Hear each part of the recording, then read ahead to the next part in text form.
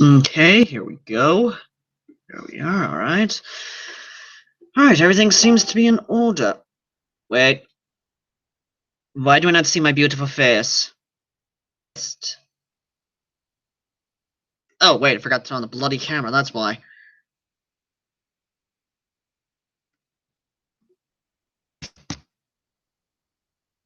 Okay then.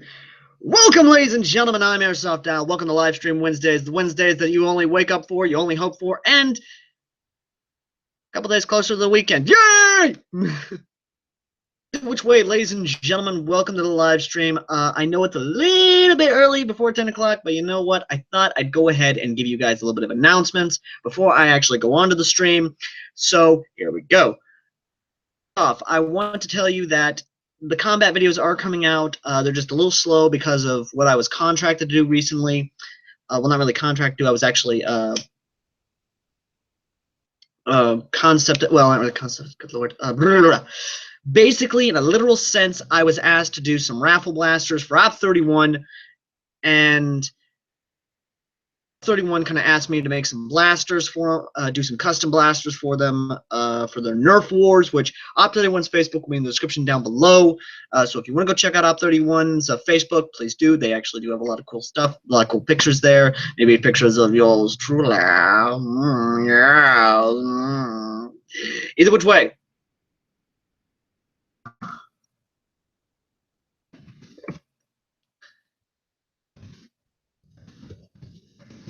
Sorry about that, guys. Had to send a message real quick to one of my friends. Now, here's the kicker. These blasters are two blasters I modeled after the owner and his wife-to-be, which both are pretty cool. They're pretty cool. Okay, the owner's a little bit energetic, a little bit eccentric to a degree. Kind of like a Gomez Adams kind of eccentric. The big bulgy eye minus the cool mustache. And yes, I'm talking the original Adams family, not the...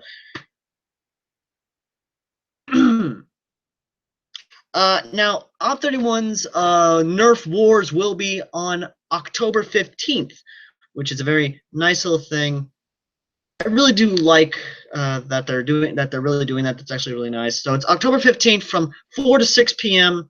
In the afternoon. So you can go there with your kids to go play some airsoft, and some of your younger kids who are too young to play airsoft, don't worry, go to Op31. 4 to 6 p.m. There'll be Nerf Wars, and I'll tell you now, guys, it's actually pretty fun. I personally played Nerf. I actually got a Rapid Strike recently, and the Banana Magazine's actually kind of cool. The Rapid Strike kind of looks like a G36 M4 gun baby, except it shoots Nerf darts. Now, the next announcement is, of course, because yes, October is here. Oktoberfest. All Hallows Eve is on the way. Halloween specials, Halloween videos, and just general spookiness. Yes, Halloween. I will be doing a special video for Halloween. I might be doing something a little bit special before Halloween. Maybe. It kind of depends on how things go by that point. And then my final announcement is this. Change. I have a lot planned for the channel. We may be getting a Patreon real soon. Razor Rob, my friend, he's actually going to help me out getting that. There'll be a Patreon for you guys to help out the channel. And maybe some Nerf modification guides in the future. Maybe some Airsoft mod guides in the future. Who knows? It's still October. But either way. Okay, so might as well get started. So go ahead and ask your questions real quick. Go ahead and ask your chat. Hey, Midnight! Nice to see you! So yes, go ahead and ask your questions if you got any questions. And we may have some special viewers in the audience. Of course, that's just my general speculation on that. No. Hey, guys. So, I know a lot of you have actually been kind of bugging me, and this will be pre-recorded, so don't worry. You're going to be able to watch this afterwards, after the stream goes off, so you can go back in case you missed something, and I will remind everyone to go back. So, before I can do that, I must change out the hats.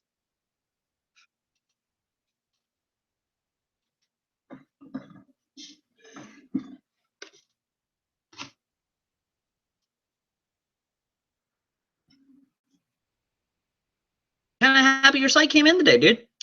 So, you're probably wondering, well, why the hat change? Well, it's because today a lot of you have actually been kind of bugging me for another lore timeline update. And for those of you who don't know what the lore is, well, let me go ahead and give you a quick update. That video I have has a story behind it. Well, that's why you see a behind the battles, or you see a lore video, or you see a thing at the beginning of the video that says go down in the description down below to behind the battle, where it actually gives you the story. Someone actually saw one of my videos, said, hey, this make a good story. So they kind of came to me. And now, The Disillusionment of Humanity, which is an anime and manga, will be coming out very soon. And of course, that's kind of awesome. So this timeline is basically to help you understand what's going to happen. It's a copy hat, you bugger! Either which way. So, in a literal sense, my story from the battle videos is basically getting a manga and an anime made of it, which is being handled by Ravix Entertainment, which is pretty cool sisters, basically. And the timeline is basically both canonical for both the video perspective and the actual story perspective, to basically give you guys, the viewer, a good understanding as to what's going to happen, what has happened, and what is, or to basically give you a quick heads up. So, quick heads up for those of you who have not. Oh, well, I hope you have fun, Midnight. But either way, here we go. So, where are we at so far? Well, when we last left off, the Console Coalition, CIA, yes, the CIA is still around, launched a covert operation deep into the religious state's enemy lines to Fort Knox to try and break their lines and try and take the gold for themselves. Now, when we last left that, it was going relatively well. The operation team that was being sent in was able to sneak into Fort Knox, was able to get through there. Yes, there is still going to be a nerf. Well, no. Motor, I'm afraid there is not going to be. Sadly, the owner of Ignition 516 contacted me yet about that, and I'm afraid a newspaper article recently did not have any mention of my help with him, so I'm afraid there's a little bit of bad blood between. Well, not really completely bad blood, but just a little bit of a myth. Where was my story? I tell you, yes. Some of the story. Basically, the operation team was able to sneak into Fort Knox, and the operation was going well. However, tiny little problem. Tiny one. Tiny problem with the operation. One new operative, fresh out of the academy, forgot to check his 6. And because of this, a guard was able to see. Oh. Alright, Midnight. As such, one guard was able to see this young operative, and, of course, much like with anything, the operation went belly up. It went foobar. It went all sorts of shenanigans. And yes, we are calling shenanigans. As such, the operation was a total failure, as alarms were risen, and everything basically hell in a handbasket. As such, the CIA declared the operation a total failure. And, in a literal sense, everything was gone. Just failed. Now, what you don't understand, well, to kind of give you perspective on this, the reason why the Console Coalition was trying to take Fort Knox was not only because it was a fortress and also an obstacle to basically taking Kentucky, but it was also the religious state's financial, well, one of many financial storage, where the actual faction was using the gold from there to buy weapons, supplies, everything for their military, or the lack thereof. So in a literal sense, if they, from a strategic standpoint, if taking a Fort Knox ever was able to happen, well, that not only cuts off the faction's financial resource, but also cuts off the ability to give to properly purposes. However, such taking did not happen, and since the operation was a failure, well, it's not good. As the blunder was seen as a big moral blow, well, morale blow, as well as an ego blow,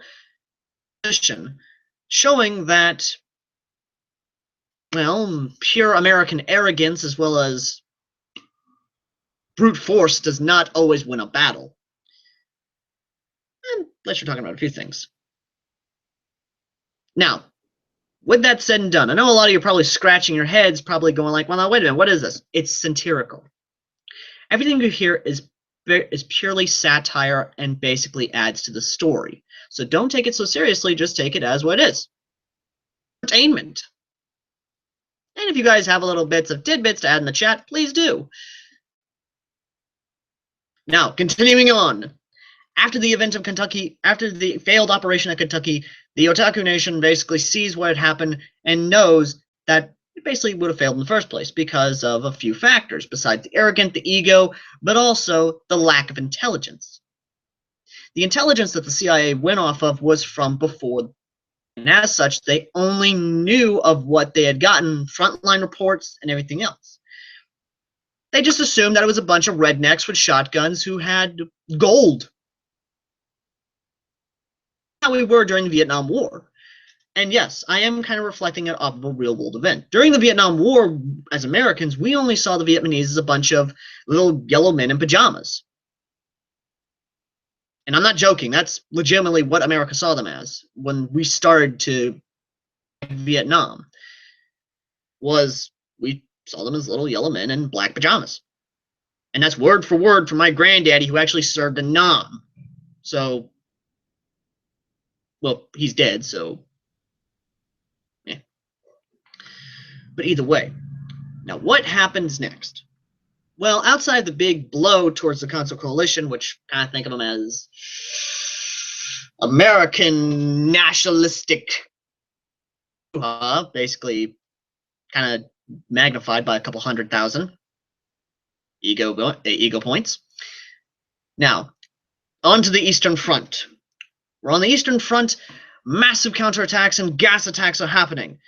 Which, if you don't know what the Eastern Front is, the Eastern Front is basically Eastern Kentucky, Mississippi, Eastern Tennessee, and Eastern Alabama. Now, this whole line is literally lines of trenches and everything in between. And you're seeing one massive line of no man's land. Which I know a lot of you are probably asking, well, now, wait a minute. If this is being set in a supposed modern day, and you have a supposed modern military force fighting in trench warfare, which I know a lot of you are probably saying, oh, that's preposterous. Something of the similar kind of happened over in the Middle East. When Saddam Hussein's military forces fought with, and I'm trying to get that name right, of course, another Middle Eastern force, which also had somewhat modern weaponry and somewhat modern equipment. Trench warfare. They themselves used gas. They themselves used all sorts of tactics that were used during World War I and World War II. And as such, you kind of see a similar thing. So yes, trench warfare is being used on the Eastern Front. Why? Because it is being slowly taken. On the Eastern Front, forces are fighting day in and day out for a simple inch of land. And that's about it. And you're probably thinking, oh, they're probably using, the M16. It's gone. No, the M16 is fucked. I'm not even joking. No, the M16 couldn't handle the trenches. Which is why, which a lot of you commented on it, a lot of you are seeing on the actual lore page, which is the ONIN, a lot of weapon requests from the actual Firearms Council. Now, I'm going to get into the politics a little later on, so don't worry, you're going to get a political explanation of how each faction works. Again. But here we go. Activity on the Eastern Front, both for new firearm systems to handle the mud, the gunk, and everything of the trenches. Which, to no surprise, it kind of comes into retro technology area and steampunk and dieselpunk. Go ahead and revel and joy in the chat room. And if you're dieselpunk fans, same thing. Just basically say, yay! Thinking, okay, what weapons are they considering? Excuse me just a second. I need a drink. I'm afraid I got a little parched.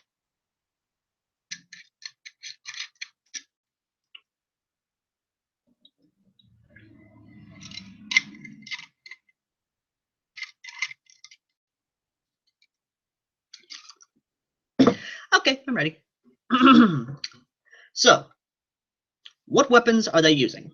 Well, in a literal sense, both sides look to the AK-47 platform. And AK-40, which for those of you who know, and you can probably go ahead and say so in the chat section, the AK-47 is a beast. At least the system, anyway.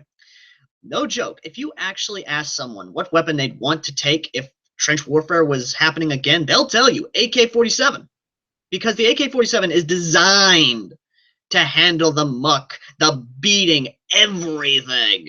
Why? Because it is bare bones simple. It's stamped steel. It's a simple rod and piston system. It is all around the best rifle in the world. You're probably going to disagree with me, but I'm sorry. It's true. I mean, yeah, okay, the M16 is but I'm sorry. I'm going to go with an AK-47, or at least something of that nature. Let's say that. Now, I know a lot of you are probably asking, okay, so they're issuing their soldiers AK-47s. No, they're not. They're not issuing them AK-47s. In actuality, they're issuing them out a style of rifle that's sort of the AK-47. In actuality, they're issuing them out M14s. The M14 they're issuing out is one that was designed during the Vietnam War, which was a M14, well, M14E2. The M14E2 is basically, well, was designed during the Vietnam War to basically be a support weapon. It was designed to, well, in theory, and somewhat in practice, handle the full auto of the M14. For those of you who don't know, yes, the M14 was in fact designed to have a full auto, but later on down the line, they basically disabled the full auto function for to be a semi-auto only.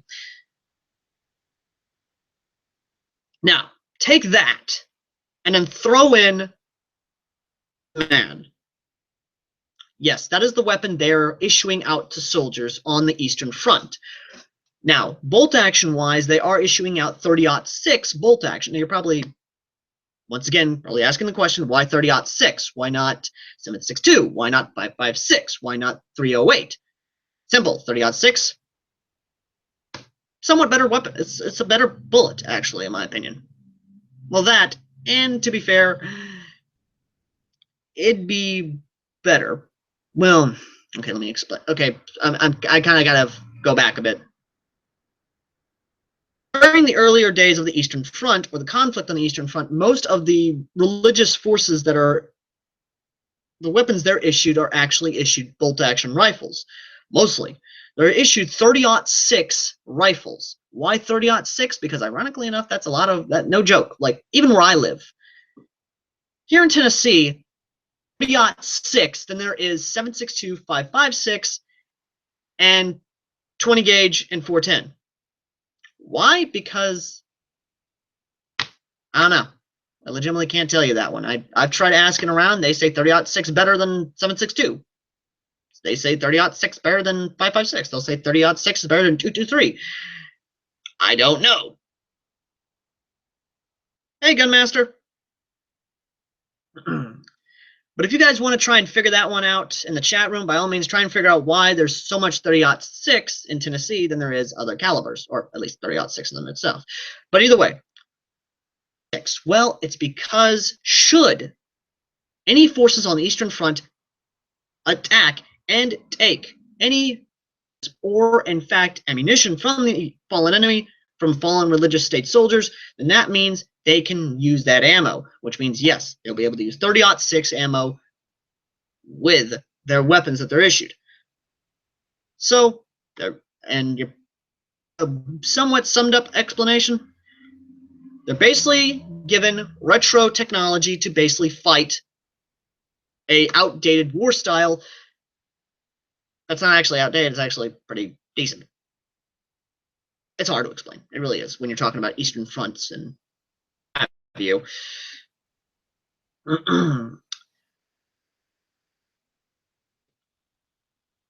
Here we go. This is where we start going a little bit further south. On the southern border, well, on the southern front, which the southern front is basically South Alabama, South Mississippi, and oh boy,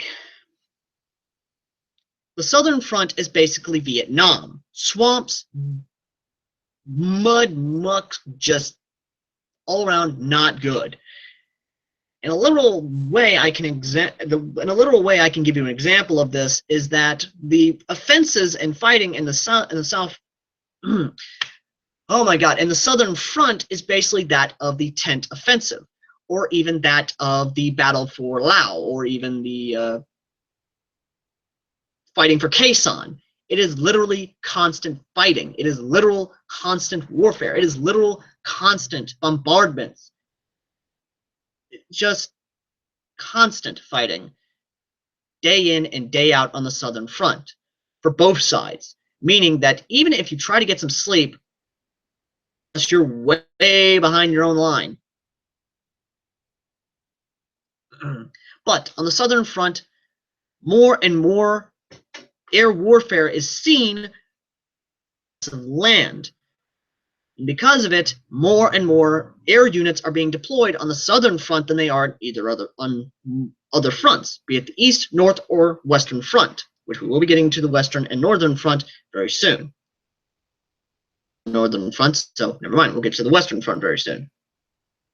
Western Front, more and more dropships and VTOL warships are being deployed with the forces deployed on the Southern Front. As such, more air raids are being conducted on weapon plants, ammo plants, and everything else. However, on the Southern Front, different of a story. With more and more forces dying daily on the Southern Front, it's more or less a war of attrition on either side. No more can be seen of this than the war for the mighty Mississippi. The reason it's called that is because there's a specific dam on the Mississippi River that I can't remember, mind you, and it's in Mississippi, that is being fought over. Fighting control for this dam not only gives control of the power, but also intelligence, which a lot of you don't know, but actual hydroelectric dams actually have a lot of government intelligence, a lot of government power. They actually do. It's kind of like saying if one controls a hydroelectric dam, one controls the future of the world. So yeah, there's that.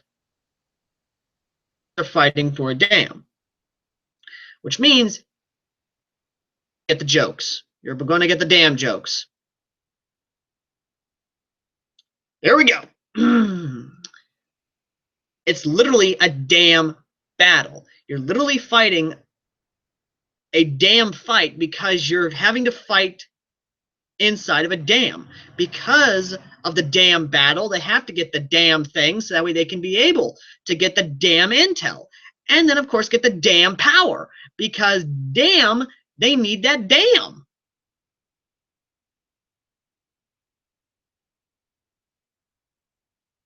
And yes, they need the damn water. No, I didn't miss anything, Midnight. But you did miss a lot. So, well, you missed a lot of damn, so there's that.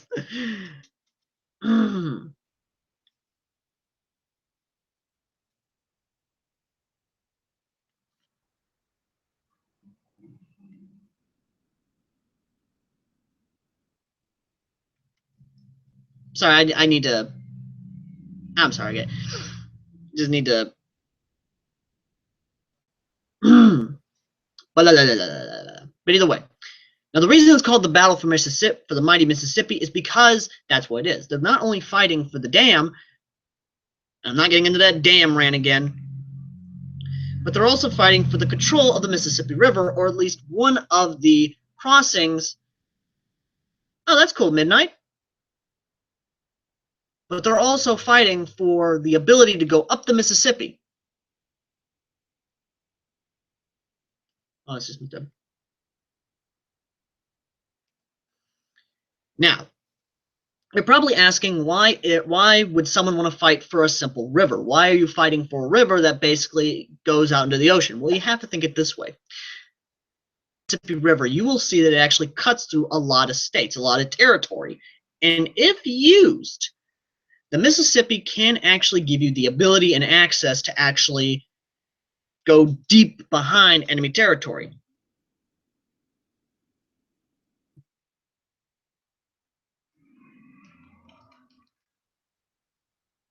And you're probably saying, well, why?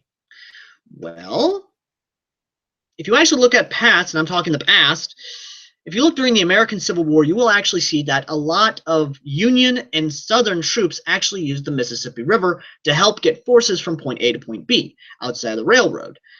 Now, the mighty Mississippi is that for a reason.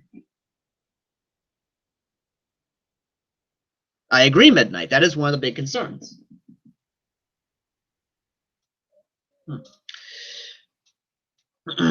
Now, the big reason why the Mississippi was taken was because this, or at least the Mississippi, or at least that one point in the Mississippi River. Hey, Frost. The reason why that part of the Mississippi was taken was because that specific point would be able to help out in future operations as well as future beach landings or any kind of operation involving. So in a literal sense, and I can't believe I'm going to this rant again, or at least not the rant, the joke that you're about to get. In a literal sense, it was worth it so they can get power of the dam. That way they can get the dam power and be able to use the dam water to be able to get up the damn Mississippi. Damn it.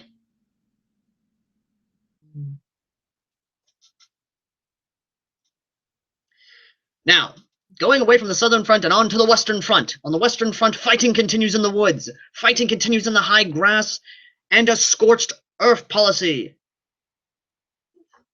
Yes, the dam. Okay, Frost, hurry up. On the Western Front, there is literally a scorched earth policy. Religious forces on the retreat begin to burn farms, begin to burn crops, begin to do everything and anything they can to make sure that the Otaku forces do not have any form of resources that they capture. However, they forget the technological advancement. Now, let me go ahead and just give you a reiteration of the technological that we have in this alternate timeline.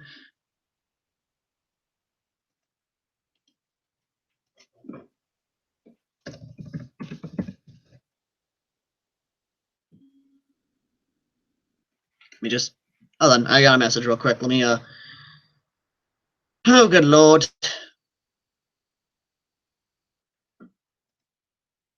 Good Lord Almighty. Okay, so to give you a technological aspect, currently right now, in a literal sense, here are the technological levels, which is currently in the 23rd century level of tech, which means holographic phones, holographic TVs, hologram, and electric car, self-driving electric car, robot, butler, and anything and everything in between.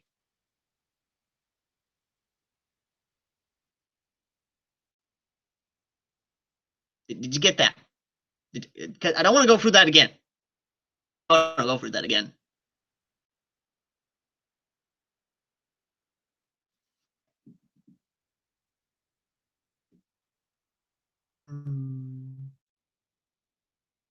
Did you get that? And I'm looking at the chat right now. I need to make sure you guys got that because I ain't going through that again.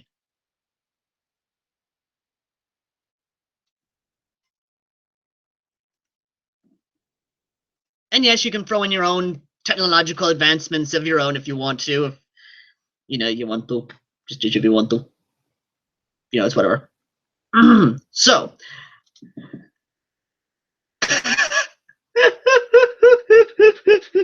No, I'm not doing any more damn rants. Okay, so now let's go down. Now we go down to the console coalition, the gamers. What do you guys got? What we have about right now in 2016. Yeah, that's literally about it. You guys are legitimately behind. You guys are still in our timeline, literally. Like, the technological advancement for the console coalition, the gamers, is literally that of what we have now, which is 2016. You guys are just now getting the self-driving cars. You guys are just now getting to the level that almost or at least what they had back in a couple of years back. They give or take. So yeah, you guys are still behind, of course.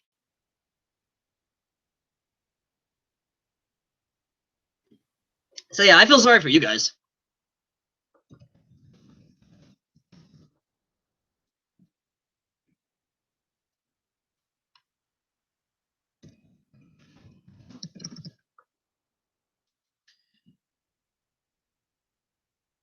Now,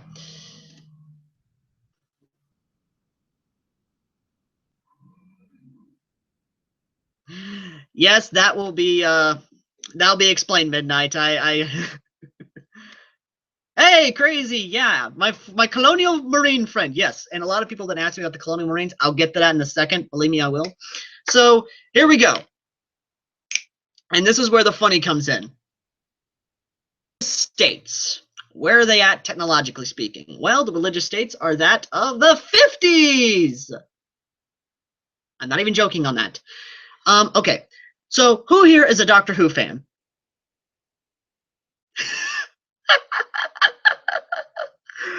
Oh my god. Okay, so seriously, though, who here has seen the Genesis of the Daleks? Because if you've seen the Genesis of the Daleks, then you know that, and I am going off over here, mind you, I'm going off over here to give you somewhat of an example. It's there during that, in that universe, the Genesis of the Daleks basically says, "We've been fighting a war for 1,000 years." Motor, you need to look up Doctor Who after this live stream. But either way, they're using a mixture of technology of futuristic to the very past. I'm talking bare bones past. So this is what the religious states is. In a literal sense, if you fight a religious states regiment, you will get a mixture of musketry, automatic fire, and even some bolt actions. Heavy machine gun here and there.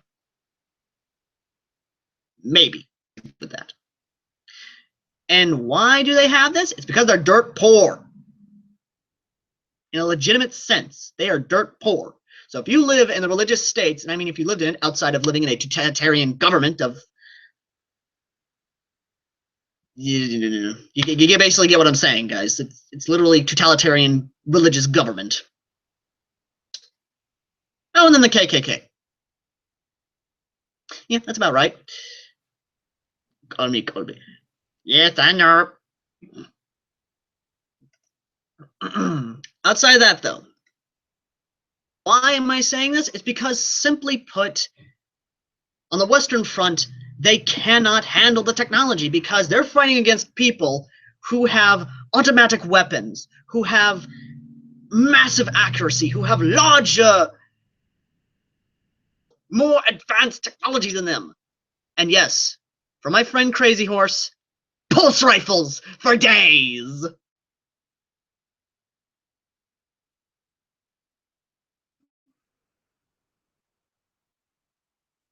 Well, Crazy HMX, basically. I'm tempted to call you Crazy Horse. I mean, what the hell?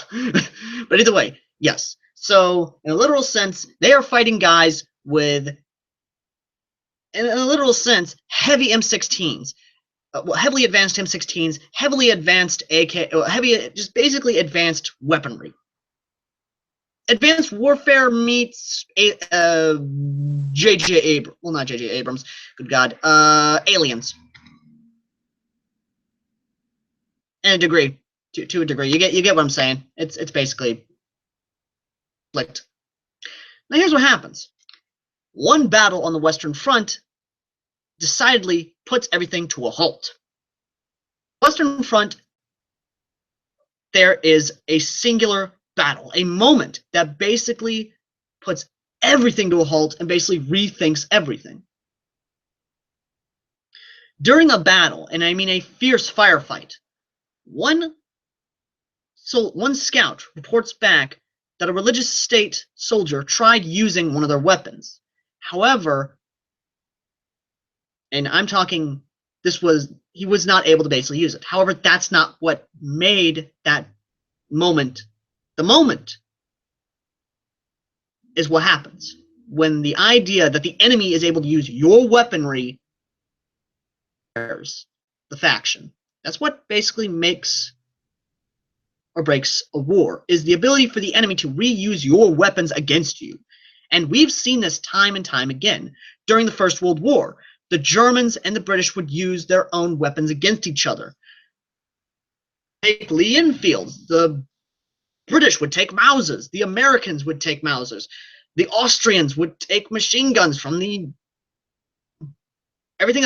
In a literal sense, what scares the faction is the idea of the enemy taking their weapons and reverse engineering it to prove their odds them. So, yes, in a literal sense, Midnight, this is your answer to why I was using a Thompson with 24th century technology. Ah, crap. What the hell? So, here we go. Is it that on the Western Front, or at least a lot of the fronts, you're seeing older technology being used by soldiers who basically live in a 23rd century society? It's very simple. They don't want their technology being retrofitted or even reverse engineered. You can see this kind of a lot, actually, in modern combat. Even a lot in some wars, where the soldiers will be issued outdated tech, but yet the communications are still up to date.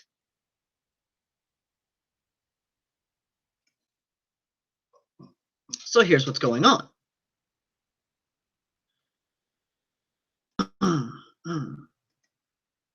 In a literal sense, the high command with the Otaku army basically says, and I mean they actually, and in a bare paraphrased form, they say, we have to reissue the soldiers their weaponry, or at least something of that nature. So what do they get reissued with? Well, simple. Work. Not, oh, let's just give them some M16s and hope that it works, because we're not doing that, because at least with a Asian Orient, with a very, very heavily structured society, so that basically lives heavily in Sun Tzu's philosophies, as well as ideologies of Sun Tzu, Lao Tzu, every other amazing philosopher that Asia ever gave us, and their philosophies and their abilities, they basically learned from the past. And what they learned from the past? They learned what weapon system actually works.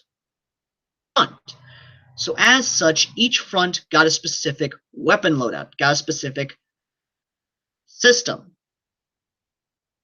Oh, the KKK? Ku Klux Klan. Basically a bunch of racist. Well, just said list, but that's a video for another day. So, what happens? Well, on the Western Front, every soldier is issued a new weapon. However, the weapon system is now re-implemented, which means officers get issued carbines, they get issued submachine guns, are issued rifles, heavy machine guns, and support roles. Arms kind of reflect this.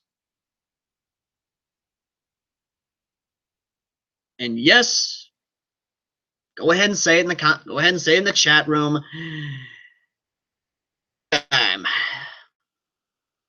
Which means the officers get issued what rank you were, I guess. You may get issued a submachine gun and a revolver, or you just may be issued a revolver. Revolver of either 357, 45, or 44 Magnum.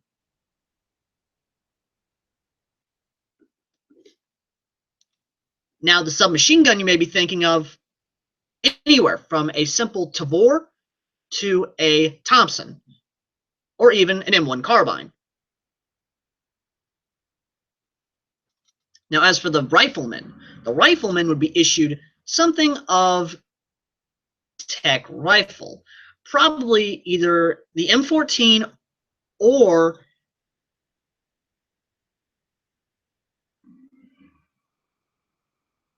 hey, Midnight, easy, calm down.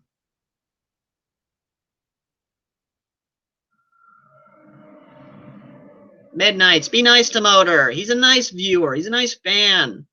He's a cool kid. Now apologize, Midnight. Where was I at? Oh, yes. Hey, do not make me come into that chat room. Don't make me come into that chat room.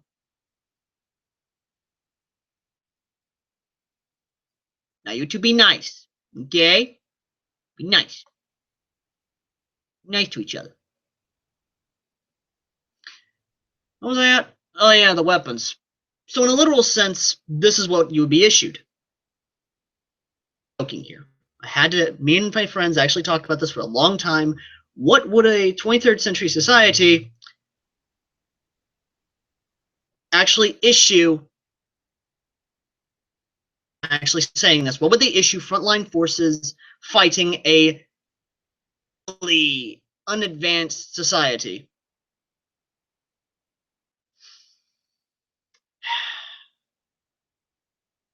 Welcome back to Desert Storm technology, guys. I'm not even joking. You are issued you'll be issued woodlands, BDU woodlands. You'll be issued probably some outdated and ammo ability, like oy vey. You'd be issued a lot of outdated stuff. Basically, look at my loadout. That's kind of what you're issued. That's legitimately what you're issued, basically. Now comes the fun part.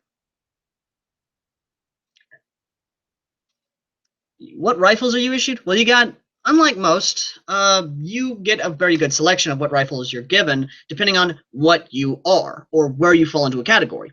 For basic riflemen, you are either issued which is the simple carbine, which has a nice little 302 grenade launcher, and that's not bad. If you're a marksman, you are given probably anything from a 30-06 to either a 308 caliber rifle.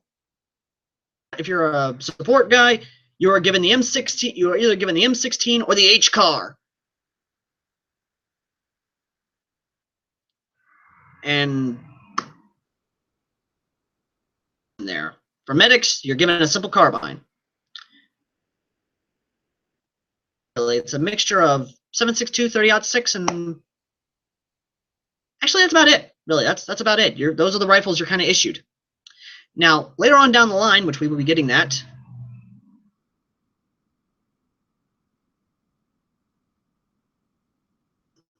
had something in my eye, I'm sorry.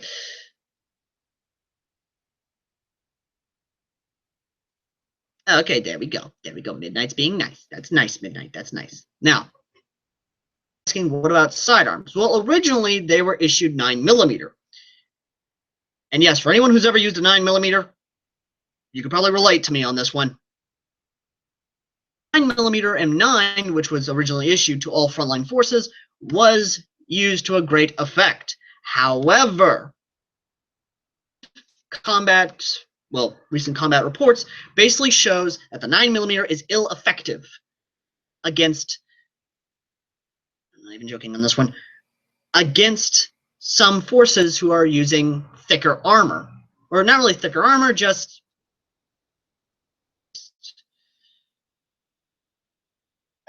now what happens? Well, the Firearms Council basically looks at this and says, what caliber can we use to actually to a great effect as well as firearm? This is where they start doing tests. And that's where the calibers I was telling you earlier get. 357 or Magnum. Why these three calibers? You may ask.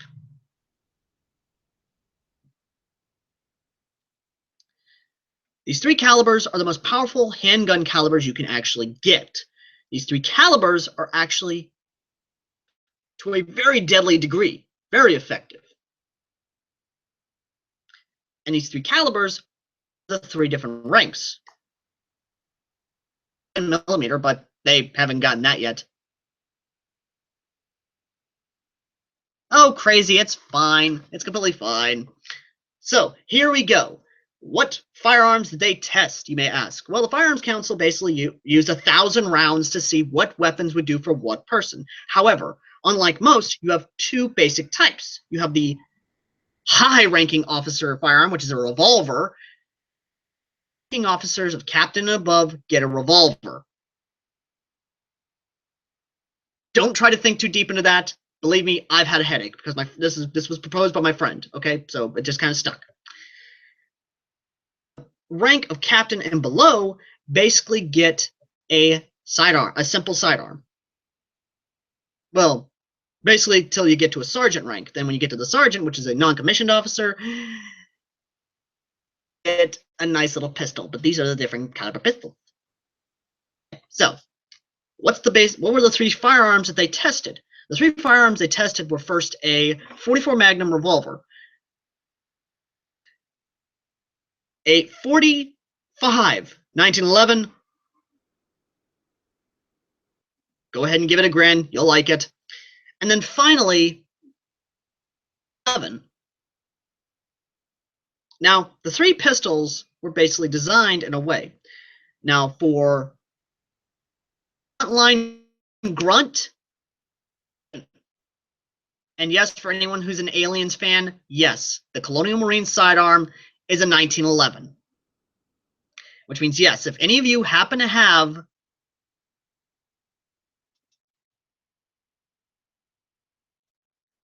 I agree. So here we go.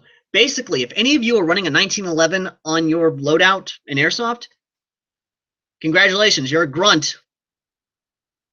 What happens when you reach the rank of sergeant? Well, sergeant to captain, you basically get a 357 revolver.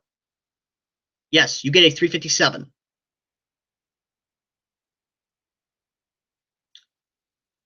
Don't ask.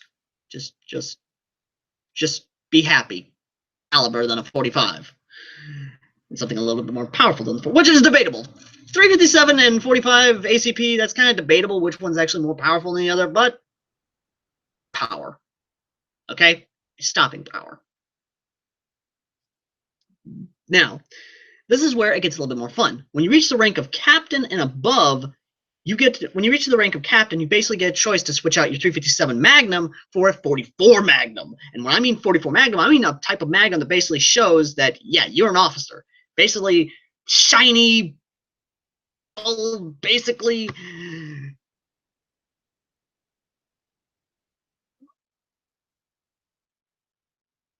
Nice we are.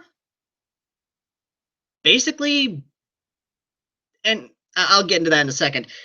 So in a literal sense, if you see a guy out, like, okay, this is how you can distinguish on the front line what rank someone could be. 1911 on their hip, or on their leg, basically, that's a grunt.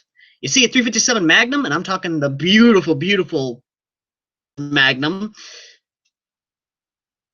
to a captain. But when they reach the rank of captain, that's where it kind of differentiates, because the 44 Magnum they use, think Dan Wesson revolver in Airsoft. The best example I can give you of a very high-ranking officer gun. So there you go. You can distinguish an officer by the pistol they use. Also. Now, as to that, the M93R, basically the coalition military, which I'll be getting into in a second. The Otaku Nation Army, the Otaku Army is basically, you get to choose your own gun. You got a gun you've been running with for a while now, you got your own personal gun, okay, just sign the appropriate paperwork, pay the fee, and boom, done. You can run with that pistol on the front line.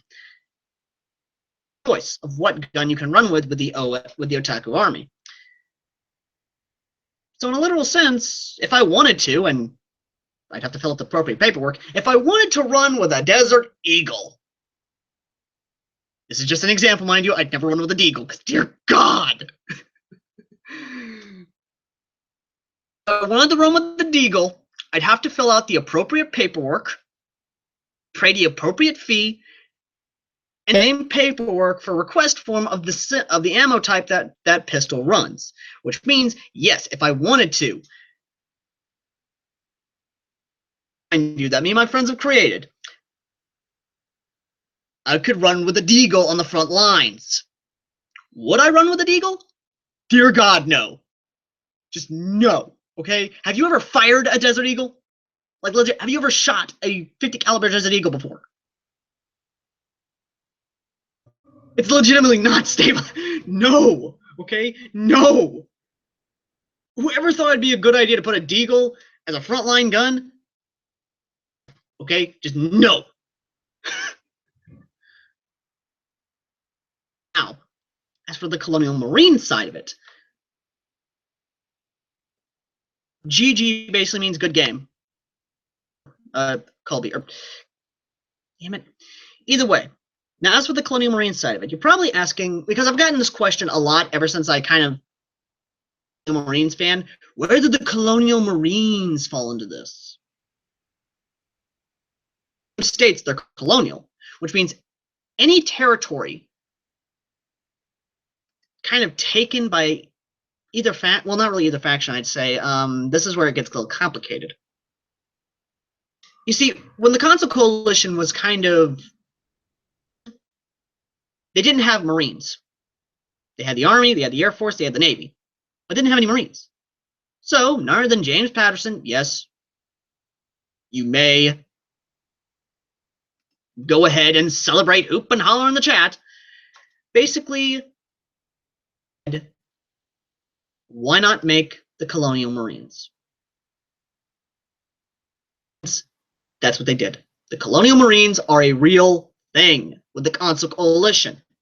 In a literal sense, the gamers have their Marines. However, I'll let you have your little thing. I'm going to let you.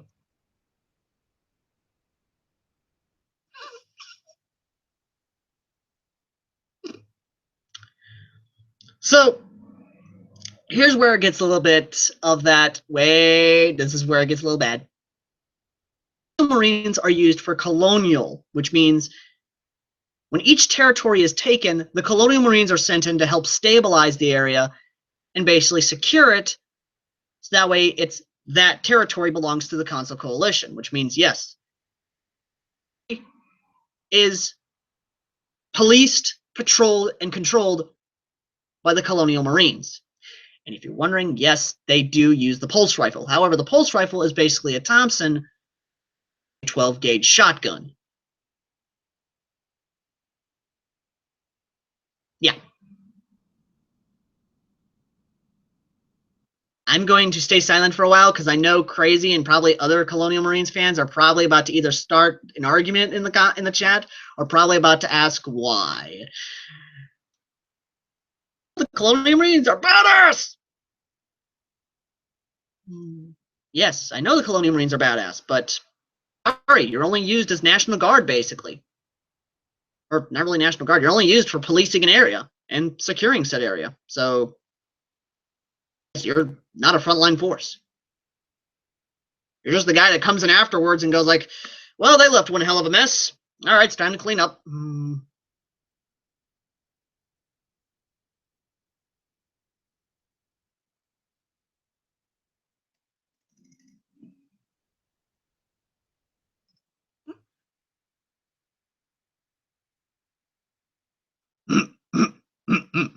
Not bad. I like that. Yeah. So yeah, I'm gonna stop right here and I'm gonna let you guys ask your questions because we're not even halfway through the timeline yet. So if you guys got your questions, go ahead and ask your questions. History of this ultimate world, because I'm technically have the teacher hat on.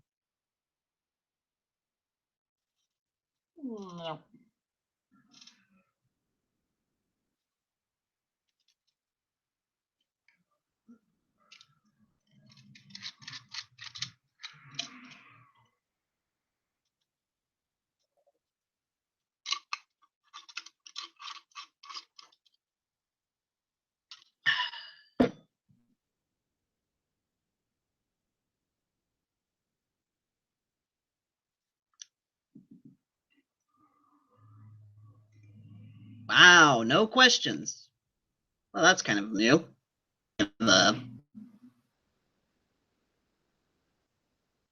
which way. So let us continue, shall we?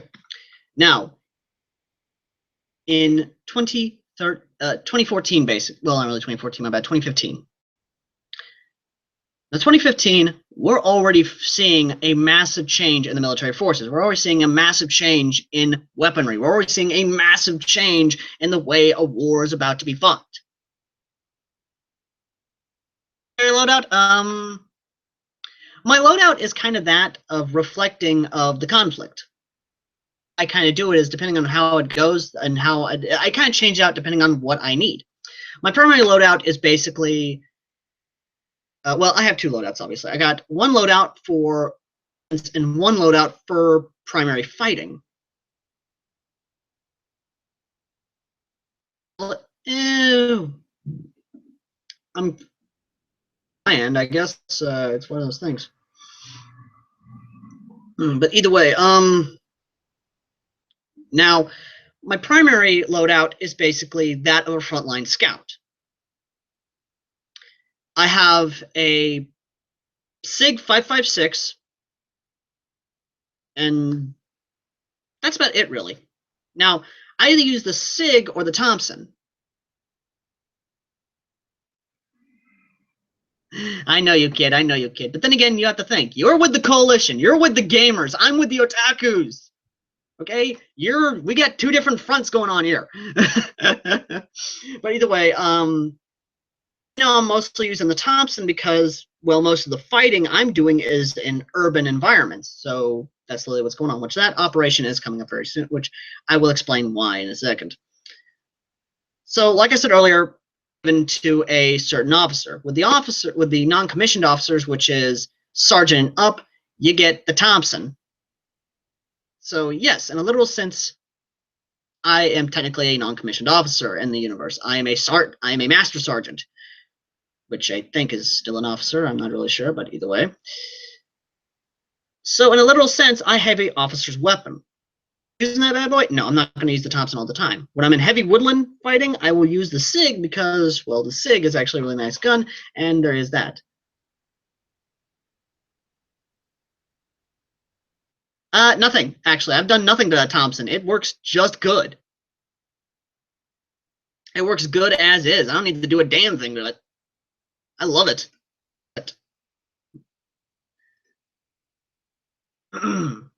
So, as for my secondary loadout, I have basically a battle belt, which is my recon loadout. My recon loadout, I just use that battle belt so that way I can be light, I can be fast, I can scout the area and get back. That's basically what it is. Yeah. Ow, my fingers. Ow, my fingers. You're probably wondering what's going on now. Well, here's what's going on. 2015. Well, yeah, 2015, give or take. In November of 2015, we have the biggest surge yet. We have the biggest battle about to come, which each battle that is about to happen is decisive. Now, you know I said the Colonial Marines were basically that of police action?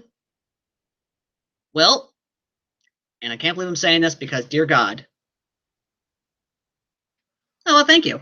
Thank you. I'm actually kind of happy for that. So, what happens? After the battle fails at Fort Knox, which they need to take Fort Knox because, you know, we can't let the religious states have their... we can't let the religious states have that gold to help supplying that. So, here's what happens. President Todd Howard, which is, yes, your president. You voted for him because Fallout 4 election, because he promised Fallout 4 in 2016. Again, you voted for him. You guys voted for him, so he's not my president. I'm with the otakus. I got a fucking council leading my nation. But either way. Well, President Todd Howard basically finding solutions. He is trying to find a way to basically break the line at Fort Knox and try and gain that area. Something happens. November, and I'm talking, this is a big one. On November 21st, otaku, basically anime fan. Japanese language, otaku is basically that used for nerd, kind of like a military otaku, train otaku. But over here on the Western side, which is the United States, we use it for anime fan. And we're proud of that name, otaku. So if you love anime, then you're an otaku. Difference, and believe me, there is, but either way. In November 23rd, something happens. Something that completely changes the face of war and the events to come down the line. The religious states commences unrestricted artillery bombardments and unrestricted missile warfare. Now, before I continue, I know a lot of you are probably scratching your heads asking, what is unrestricted warfare, or unrestricted artillery and unrestricted missile warfare? Kind of like what happened during World War II, when the V-2 rockets. Unrestricted warfare is basically that. It's unrestricted, which means it's no longer kind of restricted to military targets or military fighting only. It is now unrestricted and open warfare, an open season on anything and everything that is deemed a target. So what happens? Simple. Launched and hits a hospital in the Consul Coalition. Artillery bombardments hit neutral targets. Missiles hit all over the Consul Coalition. Because of this, the face of war has changed. The Consul Coalition and the Otaku Nation now see that they're no longer fighting an enemy who seems fit to just attack military targets. They're now fighting an enemy that seems to go in and has begun to commit desperate acts of desperation. In a literal sense, this is reflected of the real world that we live in. During World War II, when Germany was losing the war, they, did the same thing. They themselves were bombarding civilian targets to basically demoralize the English people and the English population. Why, you may ask? That's what it is. That's what happened. Now, just like the real world, this does not demoralize either side. In actuality, this reinforces their vigor to win the war, to basically keep fighting. Now, it is still speculated whether or not this attack was intentional or whether or not the missiles were aimed in targets. But, my bad, I thought that was question was my bad. But either way, the war has changed. And as such, the Consul Coalition now sees not an enemy faction, but terrorist. And yes, go ahead and do the whole thing of, oh, Bush, everything's terrorist with you, and all this other BS. Okay. Now with this happening, the war now has a new face. The new enemy now is that of terror. Response.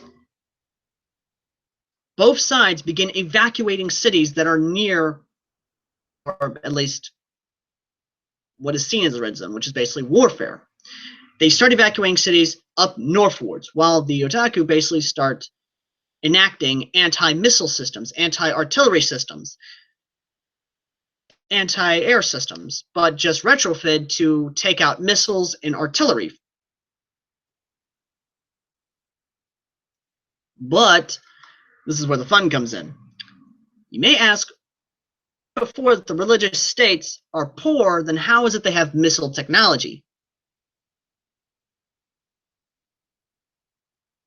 That is true, but the missiles they're mostly using is that of Vietnam era missile technology, which means simple point and click.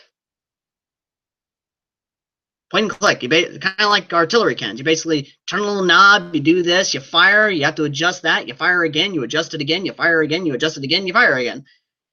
They don't have computers. They have just that. Midnight, I feel sorry for you unless you have NVGs.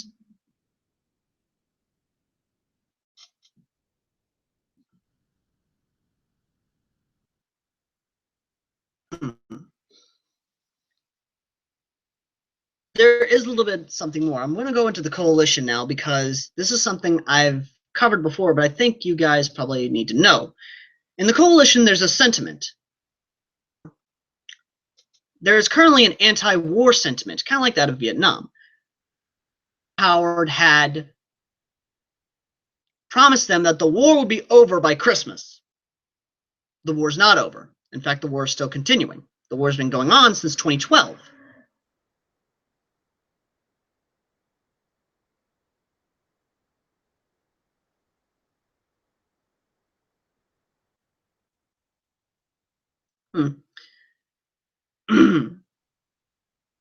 In a literal sense, and this is what's going on, there are two factions within the coalition, one of pro-war. Now, since the bombings happened, anti-war is basically gone. There is now a pro-war sentiment.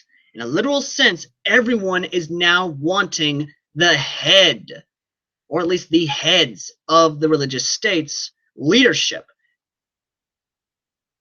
You know, it's kind of how it goes. So now, because they didn't do this beforehand, I don't know why, now the coalition begins an air campaign. Total carpet bombing of everything for miles around on the northern front. And everything that they see as a target. So in a literal sense, they are bombarding factories. They're bombarding, at least supposed naval bases. They're doing anything and everything in the hopes of demoralizing the enemy. It work, considering that, you know, it's, yeah, that never really does work in the end, does it? No, it really doesn't. But no, that doesn't work. In Southern Front, more and more cities are being taken by the day. However, on the Western Front, it's simply known as Selmer. Selmer, or at least McNairy County, my thing, is a chunk of land that needs to be taken because of a supply route towards the northern front, towards north of the east of the Western Front. What does that mean for them? If you don't actually know, Selmer is actually in Tennessee. Selmer, Tennessee is actually a huge highway vein towards Tennessee, Tupelo, Tennessee, and Savannah, Tennessee.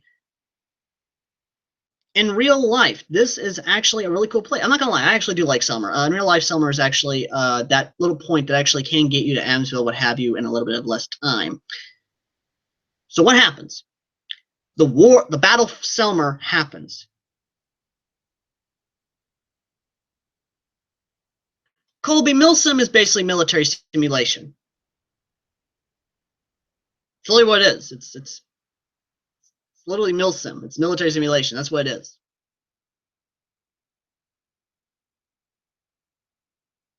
Now, the Battle for Selmer is a bloody one.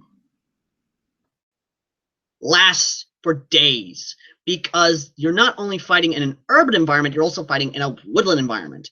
And as such, the battle continues on for days. And I can actually did kind of have a little fun playing in some of the places in the summer. As such, after the 5th day, Selmer is finally taken, and the Otaku Nation flag flies over the Capitol building. Do it agree? Words. December 25th, 2015. Where we're at right now. December 25th, Christmas Day. What has happened so far? Hundreds, if not thousands, of lives are lost daily on the Eastern Front. Unrestricted bombardments, unrestricted artillery campaign against the coalition to the north.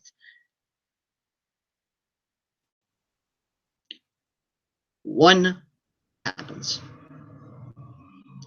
An act of desperation, and one that is seen as a massive, massive dehumanizing point in life.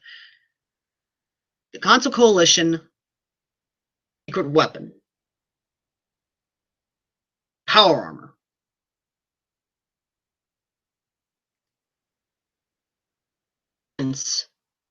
Power armor wins the battle of Fort Knox. Men and women clad in T-45D power armor, and yes, this is real. We are talking about this. This is actually happening. Fallout fans, rejoice! March towards Fort Knox. And utterly decimate the enemy. No prisoners are taken. In a literal sense, it was total annihilation of the occupying force of Fort Knox. That, my friends, is how the battle was won. To the Western Front, some of the scouts begin to bunker down and begin to dig in for counterattacks from the religious states to try and take back the city of Selmer. On the Southern Front, amphibious operations begin to be planned for the use of mighty Mississippi River. And to the east, winter begins to come, and more lives will be lost. This, my friends, is where our story ends. Our story will begin next time.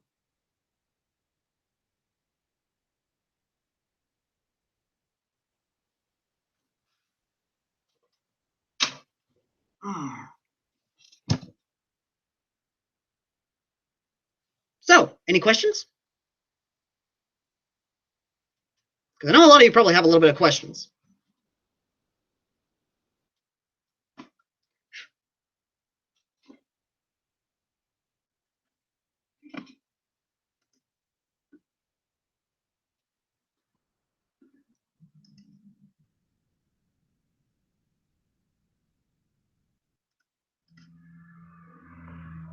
Let's see if I can't get a friend in here.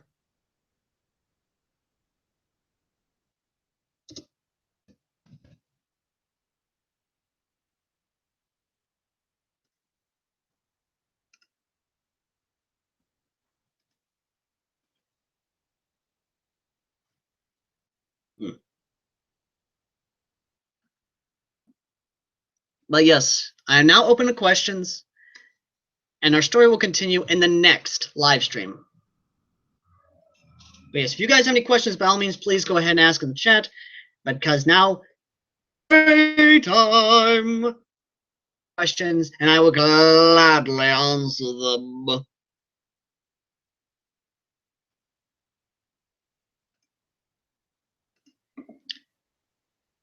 And who knows, I may offer one of you a spot on the live stream. Oh. But yes, I kind of offered my friend Dice a little invite into the live stream, so we may have him on here real soon. Who knows?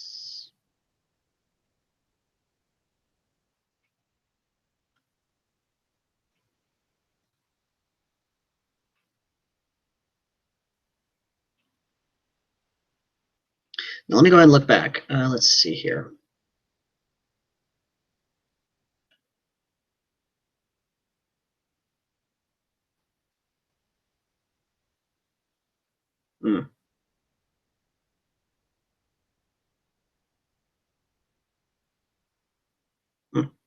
Anyway, So outside of that, just to kind of give you guys a reminder, October 15th, I will be going to Operation 30 to Op 31 to play Nerf Wars, which will be from 4 to 6 p.m. It is open admissions, bring your own Nerf guns, and of course there will be raffle guns offered. A video will be coming up after the live stream showing off the Nerf guns that will be raffled off, which is kind of special.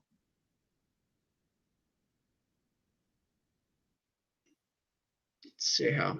But yes, if you guys want to, I will gladly offer one of you stream today if you wish to come and talk to yours truly.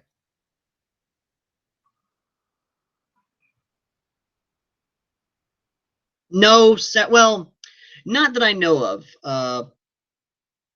Nerf Wars elsewhere, I'd let you know. But sadly, Ignition 516, I tried getting in contact with, but sadly they did not kind of let me know what was going on. Nor did they give me a date, a time, or anything of that nature for Nerf.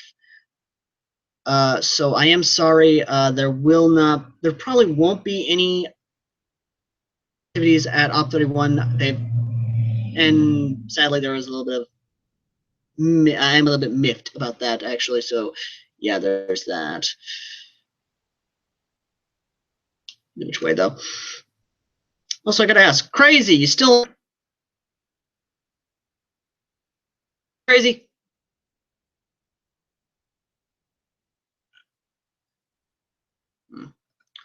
Which way?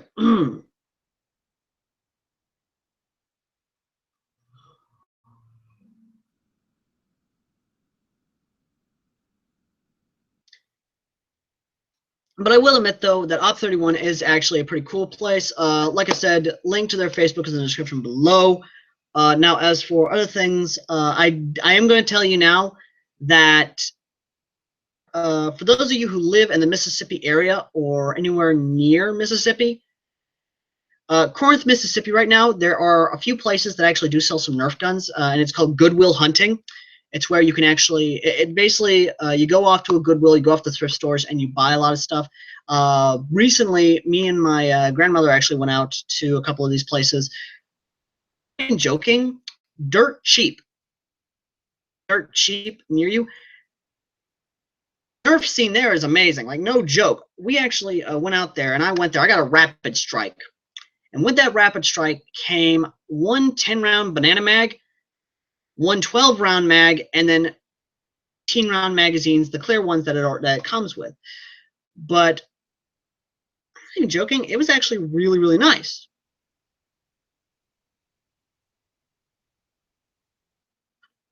Now, as for the Goodwill, I actually did go out there, went out the Goodwill. There was a crossbolt, a little bit of other things, but I can't stop thinking about dirt cheap's Nerf scene because, dear God, the blasters they had there. They had the bazooka, they had a Strife, they had a Rapid Strike, they had Modulus for days. They just had a lot of blasters. I'm not even joking on that. So many blasters that insane.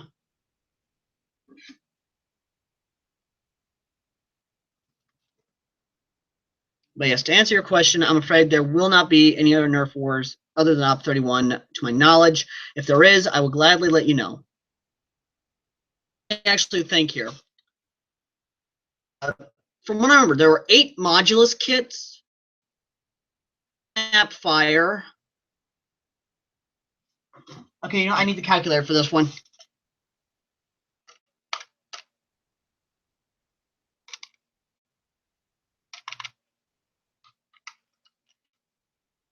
Let's see here. 2 Rapid Strike. Okay, 1 Rapid Strike now.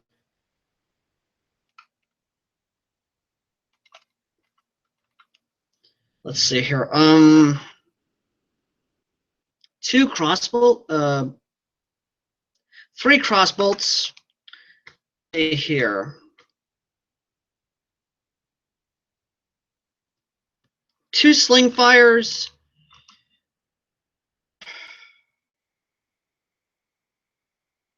1 rocket launcher, I think.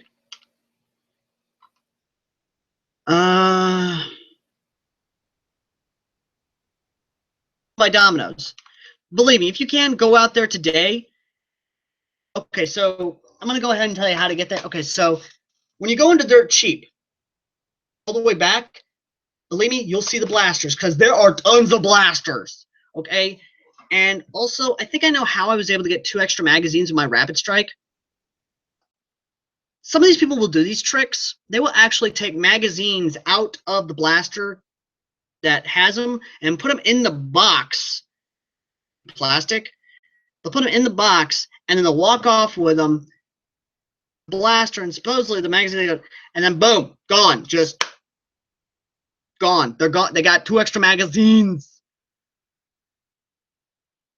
which I think that's what I got. I'm probably I should feel sorry for the schmuck who did that, but hey, his loss, my gain. I got 2 more magazines and I got a banana mag. Well, a 10-round banana mag, but either way, there were a lot of modulus. There were a lot of modulus blasters there, and no joke.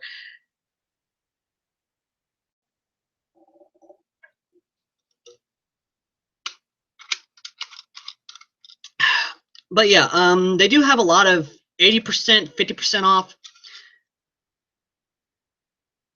It was just insane. There were a lot of blasters there, and there were a lot of mega blasters. There was the 2-shot blaster where you could get elite then mega. It was just nuts. So nuts of how many blasters there were. And then of course I had no idea the open market there right next door to that was for days. Okay, they had gas masks, they had BDUs, they had ammo packs, they had a lot of stuff that I really wanted to get, but I did not have the money for. And it was amazing. I'm not gonna lie. I'll try and put links to Dirt Cheap down below. I'm not I think I can, but not gonna lie, guys, I do like the feel of the Rapid Strike because the Rapid Strike feels like an M4 platform to me, or at least it feels like a carbine to me. And I really do like the feel of it, the look of it. It kind of gives me that I want to say Colonial Marines feel with the pulse rifle, but it's not that. It just feels really comfy for me. Well, not really don't like is that stupid mechanical lock. I'm probably gonna remove said mechanical lock and I'll see what I can do. More or less, I do have some pretty fun announcements for that one, or at least announcements to come. Recently, I have been asked by a 4-H woman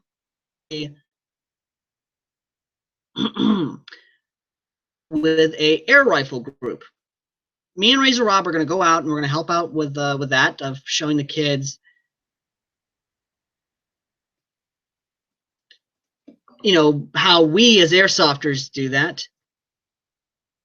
They do have a Tri-Strike. I know they had a lot of Toys R Us exclusives there. I'm trying to think exactly what they had. They had a lot of stuff. I'm not gonna lie. They had a lot of stuff there, and it was insane. Okay, it was just insane what they had there. But either way, contact me and Razor Rob to actually help out with the air rifle group for 4-H, and we are probably going to do that. You're probably going to see a video of that. You're probably going to see a video of that. And I'm honestly happy to help out with 4-H. I'm honestly happy to help out with Boy Scouts, Cub Scouts. Doesn't really matter to me. I'm just happy to help out.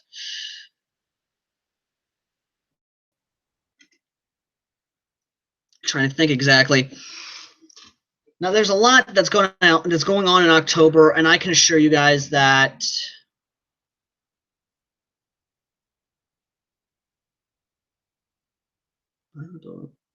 what building? Because I don't know what building you're talking about. Yeah, I may because I know you're real life, so I may have to talk to your mother about that. Get your mother to contact me about that. We will talk. We'll talk, okay? Because I'm now doing custom Nerf guns. I'm finally getting better at it, and I'm actually doing fairly well with that. But either way, to give you guys a good notice. Your mother has talked to me about that, so if you want to. Because I know in real life, stop by the Dragonfly Boutique today, okay? Okay, so contact me, stop by the Dragonfly Boutique. We'll talk a little bit more about that. So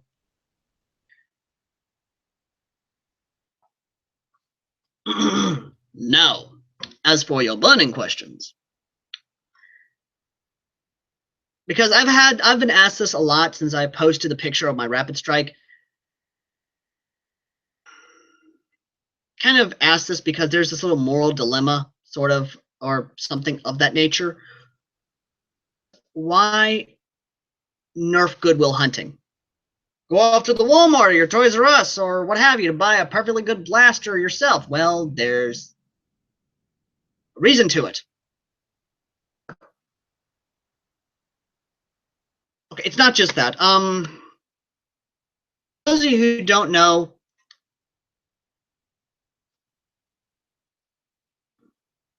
we'll talk about that. Bring that with you, and we'll talk about that. All right. Whenever you show up today. Now, there's a reason why I go to Goodwill or any thrift store for that matter. Well, Goodwill is a good one. A lot of people. They help out those who are homeless. They help out those who don't have they help out kids. So if you go to Goodwill and you buy something there, that money goes not only towards the employees, obviously, but also goes towards a good cause. I'm not gonna lie, it's actually giving back to a community. It's doing good. So, and when I say this, I mean it from the bottom of my heart. I love going to Goodwill because there's a lot of stuff there. There's a lot of VHSs there. I even saw a Betamax once. Oh my God, Betamax. That goes back to my childhood. It's one of those things of just looking at it and seeing is a good. It's just they got a lot of good stuff. They have a very big heart, and giving to them. It's one of those things. You want to help out. You got to help out.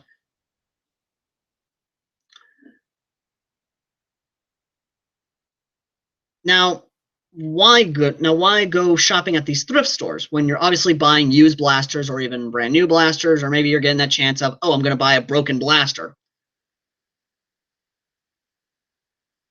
Not only so much as to I mean, obviously it's easy to fix them because you can work on them, you can do everything you want with them. But for me, I like going there because, no joke, you will actually find a lot of rare blasters than you would anywhere else, and that's saying a lot. Actually, that really is, and it's insane to think about that. But either way, really, it's kind of one of those things. Now, I've got to go ahead, and sadly, this is going to be a short stream because I've got something I got to do today. So, yeah. So thank you guys for watching live stream Wednesdays. I'm sorry this is a short one, but it's kind of how it is with a lot of things. So, as always, I've been Airsoft Al, and I will see you guys on the front lines. Until next time.